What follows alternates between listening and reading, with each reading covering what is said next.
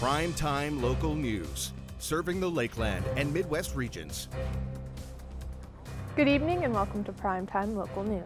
There are 5 new cases of COVID-19 in Saskatchewan, 3 are in the Central region, 1 in the Saskatoon region, and 1 in the Regina region. 6 people are in hospital, including 2 in intensive care in Saskatoon and 1 in the South. 76 cases are considered active, 785 people have recovered to date.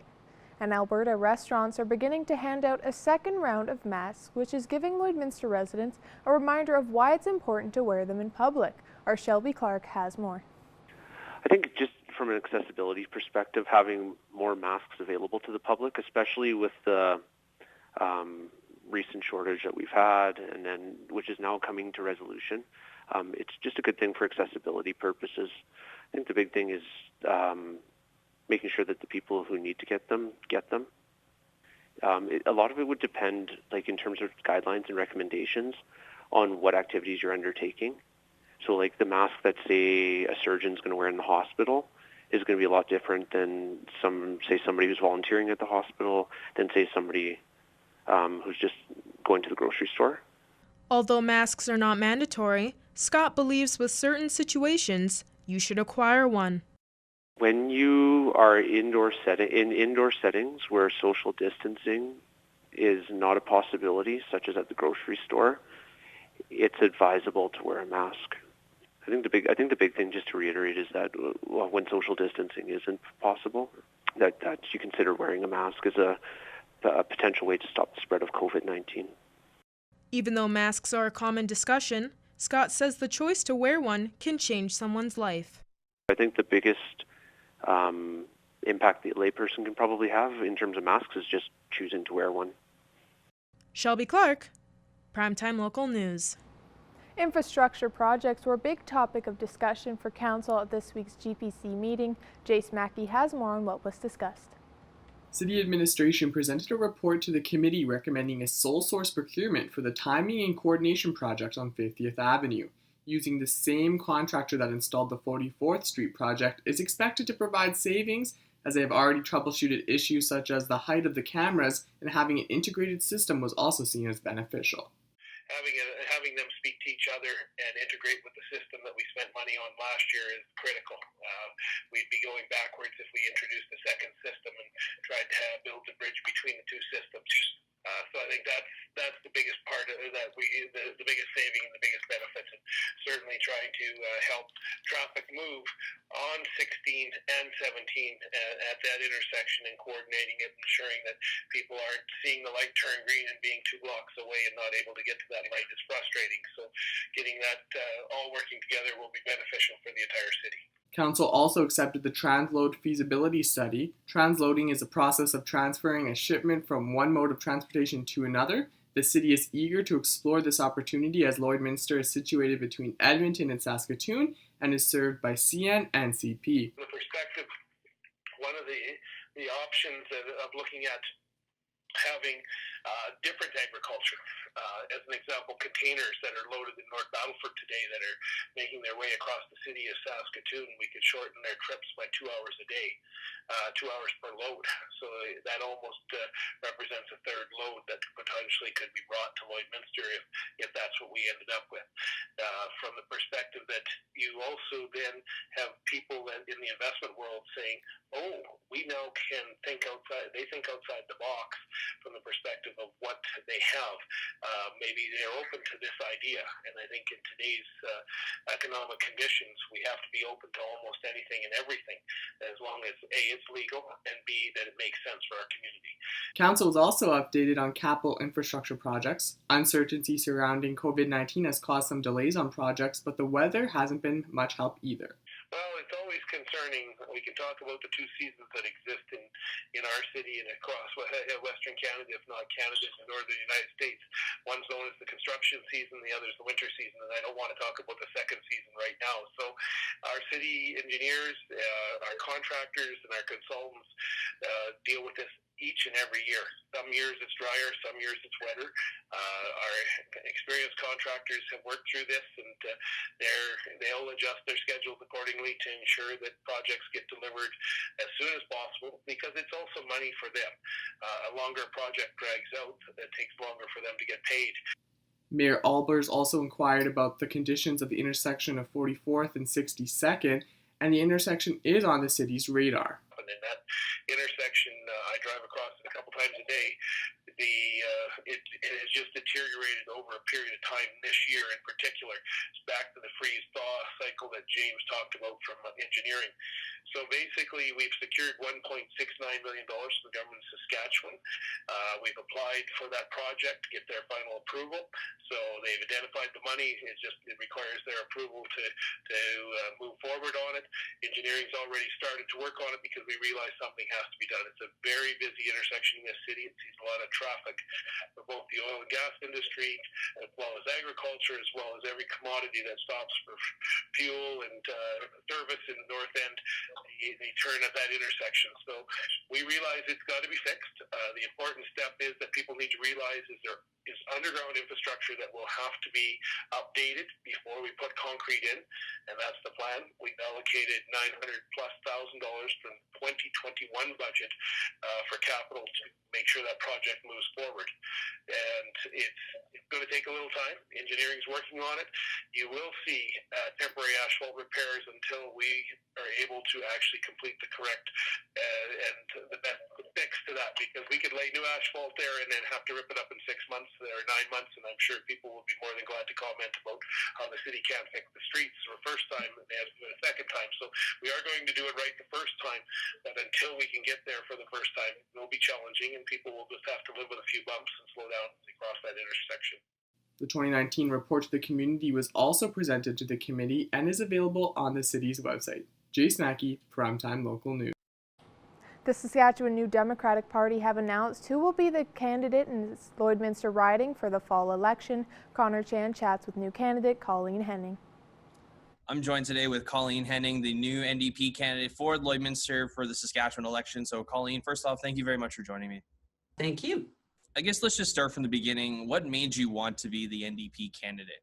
Well, a couple of things. One is that I see a need for change in Saskatchewan, and I believe some of that change in Saskatchewan can benefit Lloydminster. Lloydminster, I've lived in Lloydminster almost all my life. I was born here. I've lived here 48 years, I guess, and I've seen booms and I've seen busts, but obviously these are not the best of times in Lloydminster, but I think with support from the government, with proper policies, things can be better for Lloydminster, and that's why I'm running. What are some of the primary issues that you yourself are focusing on for this election? In Lloydminster specifically, well, probably the first one is job and income security, because we have resources in Lloyd and we've relied on those resources for a long time, the same ones to a large extent. And I am in no way suggesting that we are done relying on those resources, but I think we need to focus going forward on expanding the economy in Lloyd, bringing in different kinds of businesses and industries, training people for different kinds of work, but also finding new opportunities, places for our resources, places for our people. Now, there is no official platform yet from the NDP, but there is a COVID-19 plan in place that was presented by the leader, Ryan Miley. So just take us through that COVID-19 plan from the NDP. It's a 5-point plan. This is not the party platform. This is just the COVID plan. And the first one is to have the best home care in Canada, to reduce pressure on emergency rooms, which I think most people could see the need for that. I have a sick family member myself, and home care is very critical. The second one is investment in schools and child care so that schools can reopen safely. And as a teacher myself, I see the importance of that. We all know that kids need to be in school. It's important for their health and their well-being and their development for them to be in school, but they need to be in school and be safe. It needs to be safe for students and teachers. Third point, a 15-hour minimum wage, so that everyone who works is making a reasonable amount of money, something that they can live on. Fourth is a Saskatchewan First plan to make sure that Saskatchewan companies and workers are benefiting from investment in new infrastructure. Whereas in the last few years under the current Sask Party government, a lot of non-Saskatchewan companies have been the ones that have been benefiting first. And last, ensuring every person in Saskatchewan is able to access high-speed internet. And in fact, that actually connects to some of the ideas I had for Lloydminster in particular, because one of the things we have to do to get job security in Lloydminster and in the larger riding, which extends far north from Lloydminster, is to make sure everyone has reliable, affordable cell phone and internet service, because there are northern communities in this riding that do not have those things. And how can you access higher education? How can you access jobs? How can you run a business if you don't have cell phone and internet service? It's not possible. And again, for those same people, roads. So those are connected ideas, that things we need in Lloydminster, things we need in Saskatchewan, so that our economy can prosper and our people can prosper. In your mind, how do you feel about the way that the provincial government has not only handled the COVID-19 pandemic, but also handled some of the other qualities of life for Saskatchewan residents? For COVID-19, I would have to say they have done a lot of things right. I mean, Saskatchewan is doing pretty well. We are having a little bit of a problem right now, bit of an outbreak in southern Saskatchewan, but in some ways it hasn't been, it has been pretty good. So, hats off to them for that. But there are other things where we feel they've been making serious mistakes. An example, again, is schools. They want schools to reopen completely in the fall, but they have not given any extra money to school divisions. How can school divisions put additional safety measures in place in schools with no additional money to do it with? You're asking people in a time when there are extra burdens to take those on with no extra money, and that's not reasonable. So that's an example of some of the problems with the COVID plan. And I know that in Lloydminster, a lot of people are unhappy with the lack of transparency. They feel that the government is not giving them the information that they are entitled to about, where there are pockets of COVID and so on. For example, just this last weekend, the Sask government no longer makes announcements on the weekend about new COVID cases. And I saw on Lloydminster social media, a lot of people are unhappy with that. And I can understand that. They feel like they should be getting daily updates. Why is the government taking the weekends off from those? So in the larger scheme of things that you mentioned, Lloydminster was already struggling prior to COVID. I mean, we know that was a problem. And the Sask Party wasn't really helping us. I feel like our MLA wasn't terribly visible, and she wasn't terribly visible in Lloydminster. She wasn't terribly visible in the legislature. But and in a more general way, the Sask Party, it seemed like they were just operating from the same old playbook and making the same old choices while the world was changing around them. Yes, we have a lot of oil and we have agriculture and we have certain things, but all those industries need to adapt. Industries always need to adapt. The world changes and you have to change with it. An example I gave once was, there used to be blacksmiths everywhere. Go back 150 years. There were blacksmiths everywhere. There used to be stores where there were hat makers, where people just made hats. That was a thing because that was part of society at the time. The world changes, jobs change. Some jobs become obsolete, new jobs open up. Lloydminster needs to be part of the new jobs that open up. We need to be part of the industries of the future. Well, Colleen, I really appreciate your time and thank you very much for joining me today. Okay, thank you very much.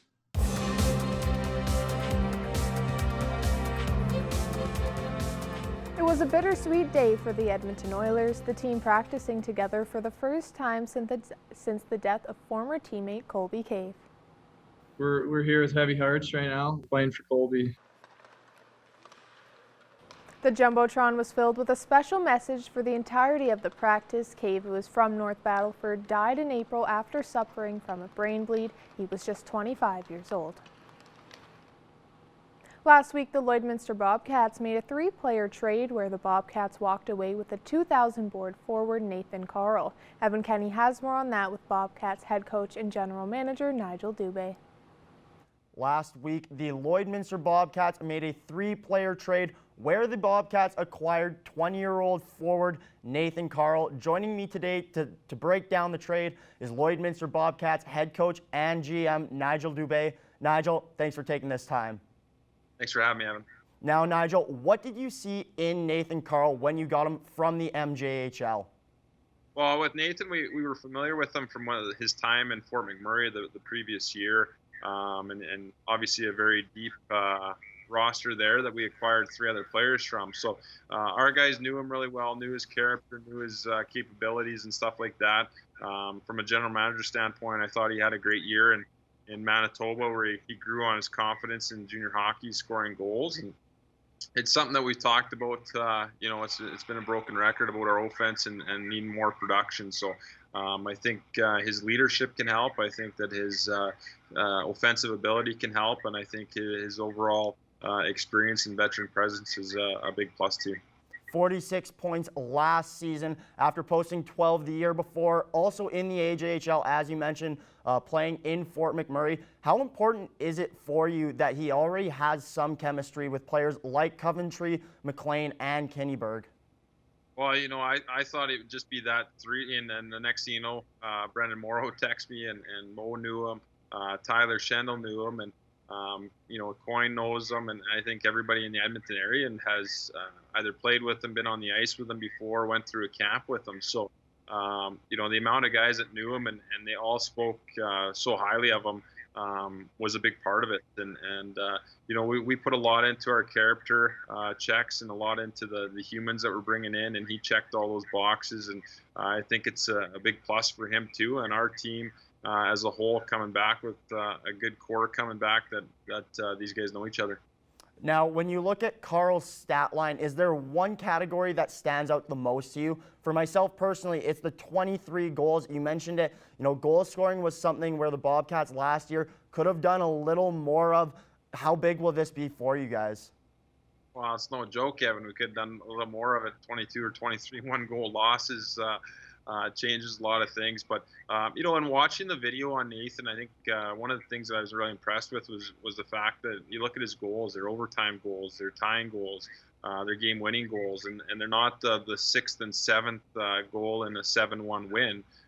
They're the big-time goals, and I think that speaks for somebody that can play in those clutch situations and wants to be a part of those and leaned on, and I think that's a huge plus. Now, going the other way to Swan Valley is defenseman Ryan Noss and forward Alex Denis. Both of them are 0-1 players. How are you guys going to come back and build off of these losses here? Well, I think overall, from a GM standpoint, last year was one of those where we didn't make many moves. We added some guys, and there was very few moves throughout the year. And, moving forward, we knew that there was going to be moves, Alex and Ryan, and we hope all the best for them moving forward. And but it was just one of those things that we had to make change.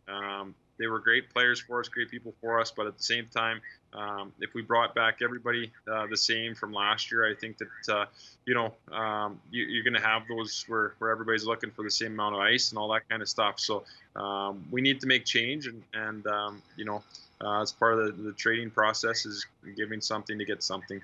Now, a tough decision will be coming down the line here, as you guys currently have 7 2000s on the team, only allowed to keep 6 of them as it is their 20-year-old season. Is this something that you and the other coaches have thought about, or is it, as time comes down and as we see more hockey being played with these players, a decision will be made? Well, we'll continue. It's like anything, working the phones, watching videos, doing all that. And I think there's just there's a lot of question of what things are going to look like yet. So we're moving forward and continuing to build our roster, and I think too as well bringing back the core group and as many players from last year, and the competitive nature, right, and knowing that there's some work to be done to earn that spot, rather than hey, I know it's my spot and that's going to be my spot for the year. It just ups everything coming into camp, and that makes it for exciting times. Well, Nigel, I know personally I can't wait until September when you guys are back on the ice. Thank you for joining me. It's always a pleasure chatting with you. Look forward to it anytime, Evan. Appreciate it. Now our Connor Chan will take a look at your weather forecast.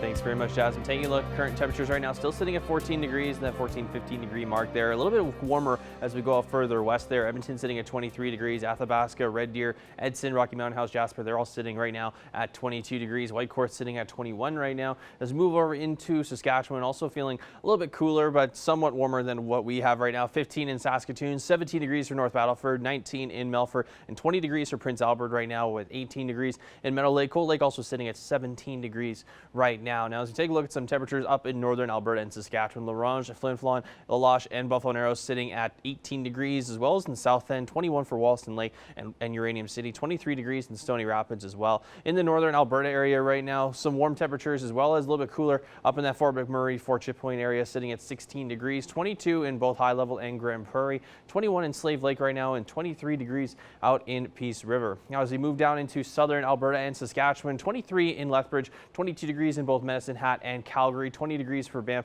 and 21 for Coronation. Over in the southern Saskatchewan areas right now, 20 degrees in Kindersley, Swift Current, and Moose Jaw, 22 degrees for Regina, 24 out in Estevan, and 17 degrees out in Yorkton right now. Now, as we move over into a look into the rest of the country, 23 degrees also in Winnipeg with some cloud coverage, as well as also cloud coverage in Toronto right now, sitting at 26 degrees. Quebec City sitting at 20 right now with some sun and clouds, a little bit cooler out in St. John's and Halifax and the Maritimes, sitting at 11 and 16 degrees there. Now, as we move over out west, Vancouver sitting at 19 degrees right now with mostly cloudy skies and a bit of sun. Yellowknife and Whitehorse both sitting at 13 up north with some showers to follow soon. Of course, Regina, I did mention 22 degrees right now. They are experiencing some cloud coverage, and Edmonton with a little bit of sun and some cloud coverage right now, sitting at 23 degrees.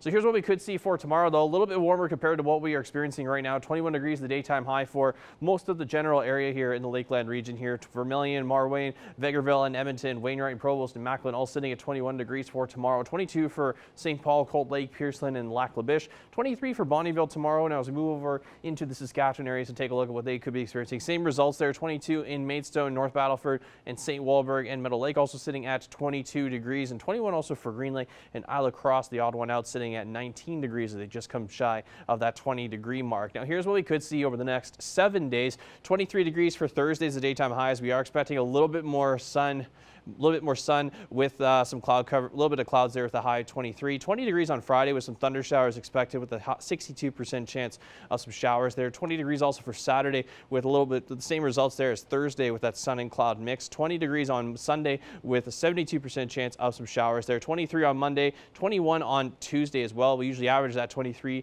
degree mark for the daytime high and averaging around 11 for the low. We could see maybe up to 5 millimeters of rain for Friday there with that daytime. With the amount of rain we could be expecting. Sunday we could also see possibly between that 1 to 5 millimeter mark as well. That is a look at your 7-day forecast. We'll have more primetime local news coming up after the break.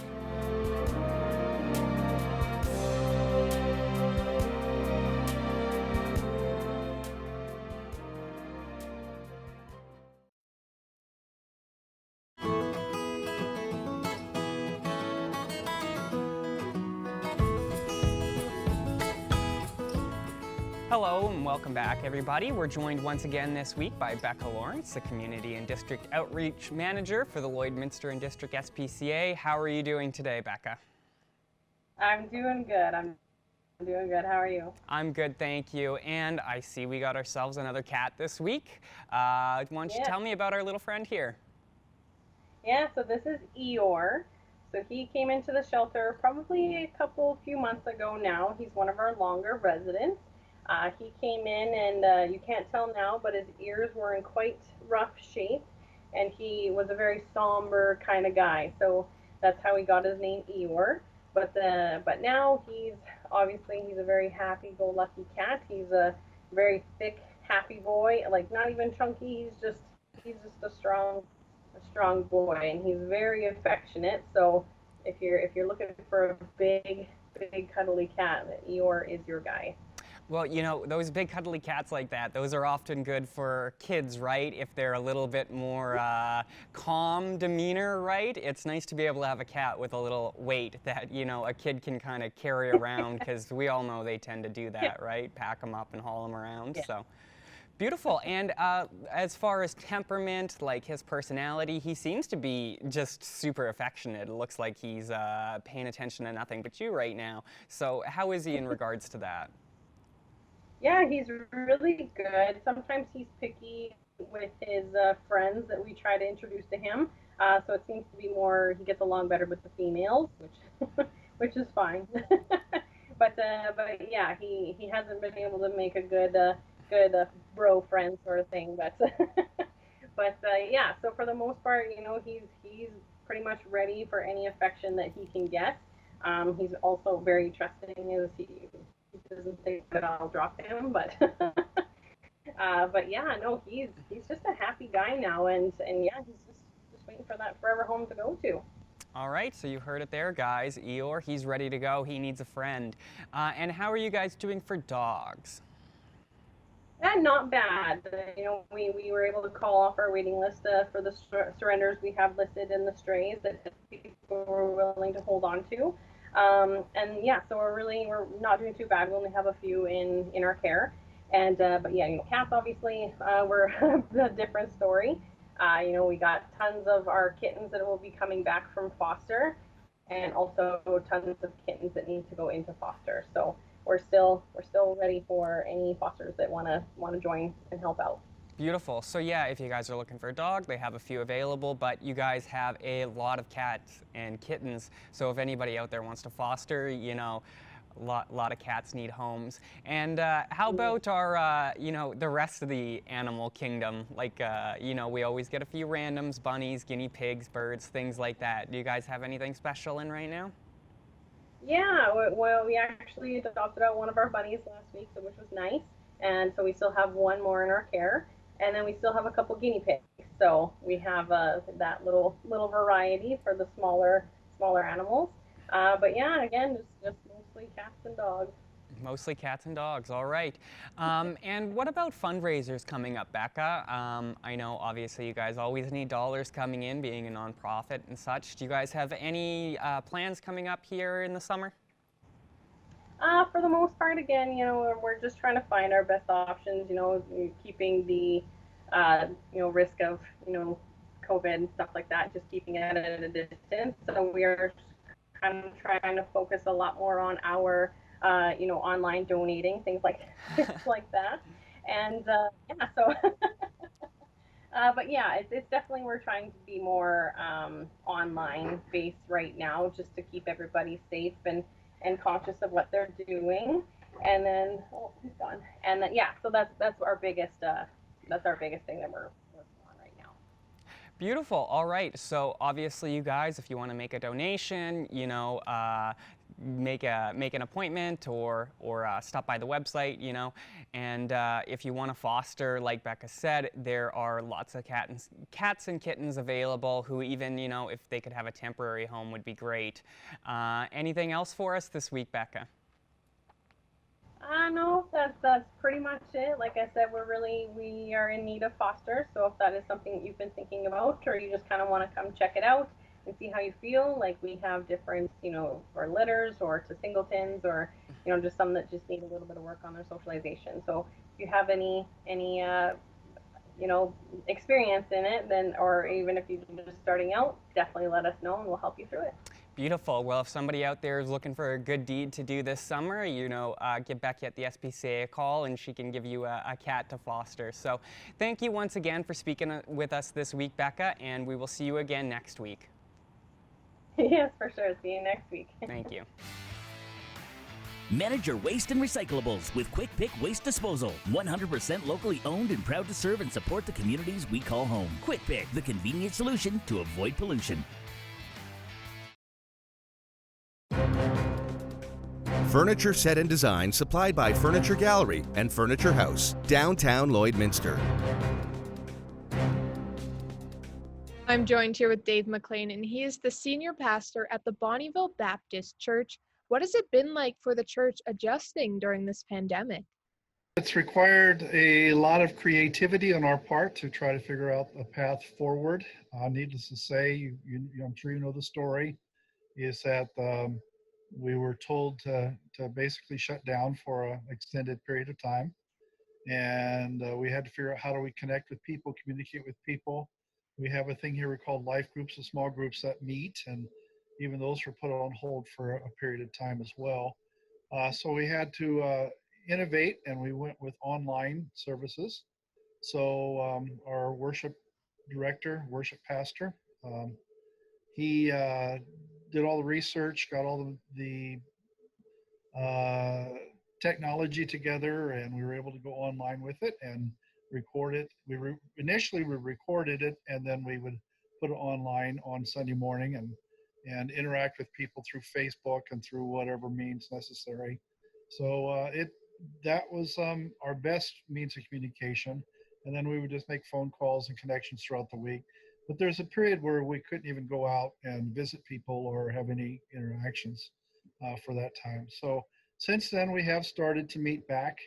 It's about a month ago, 5 weeks ago, when they allowed churches to meet again with different criteria that expanded.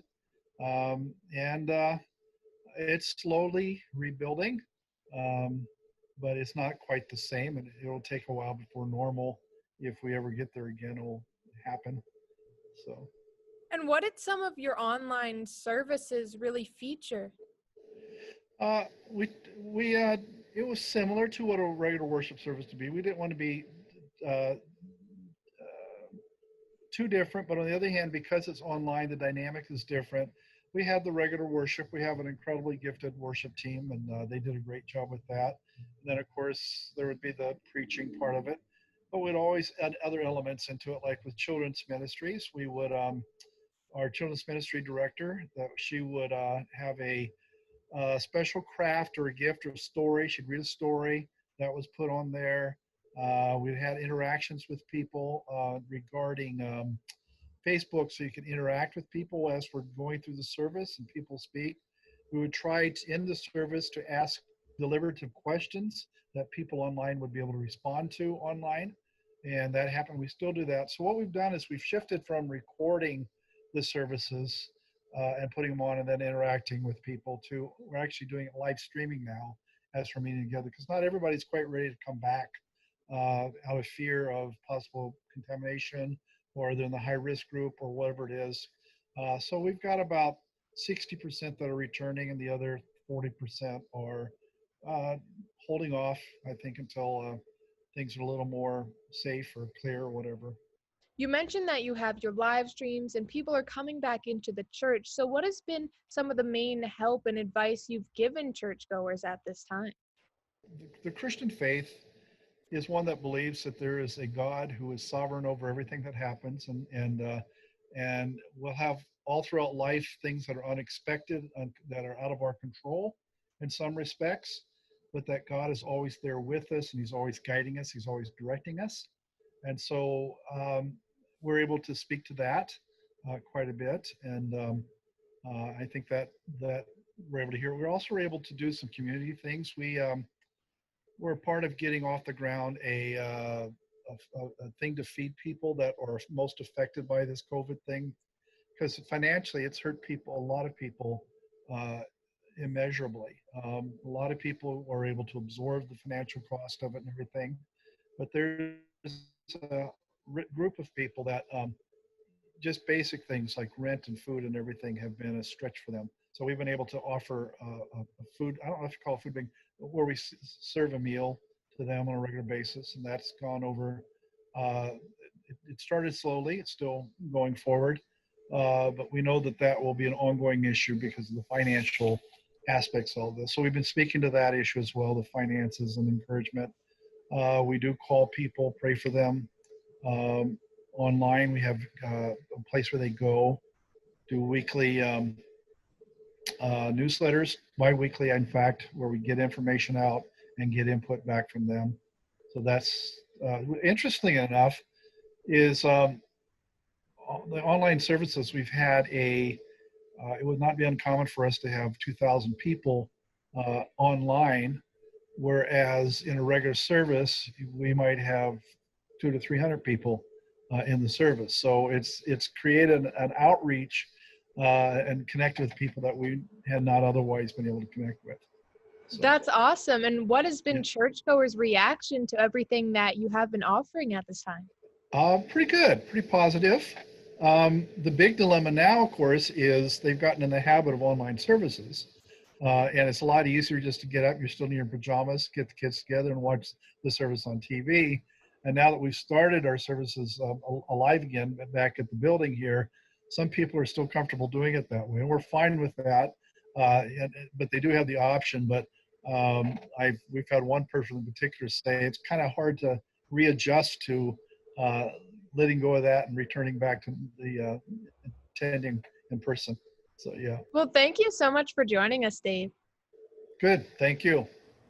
All right, taking one last look here at your weather forecast. 21 degrees tomorrow for the daytime high, 23 on Thursday, where we should see a little bit more sun. As we head into Friday, 20 degrees is expected for the high with a 62% chance of some showers. Could see maybe up to 5 millimeters of rain there for Friday. 20 degrees also on Saturday as we take a break from the rain and have a little bit more sun come into the mix. 20 degrees also on Sunday, but we will have another 72% chance there of some showers. 23 on Monday with clear skies and mostly sun, and 21 degrees on Tuesday with mostly cloud coverage.